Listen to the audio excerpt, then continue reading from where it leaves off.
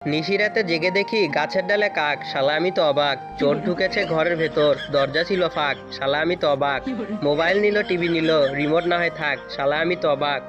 পাচ্ছে যা তা নিচ্ছে ভরে, দুই হাতের মুঠোয় করে, চোরটা তো নির্বাক, শালা আমি তো অবাক। সব মালামাল বস্তা ভরে, চোর পালালো চুরি করে, যাক না চলে যাক, শালা আমি তো অবাক। মধ্যরাতের অন্ধকারে কুত্তা ডাকে জোরে জোরে, শিয়ালরা দেয় হাঁক, শালা আমি তো অবাক। ভয়ে শরীরে শিউরে ওঠে, না জানি আজ কি যে ঘটে, আবার ডাকে কাক, শালা আমি তো অবাক। হয়নি রাতে তেমন কিছু, কোনো ভূতাই নেয়নি পিছু, বেঁচে গেছি যাক, শালা আমি তো অবাক। সকালে দেখি পুরো পাড়া মারছে, সবাই মারছে তারা, চোরটা নাকি পড়েছে ধরা, চোরের মাথায় টাক, শালা আমি তো এবার পুরোই অবাক।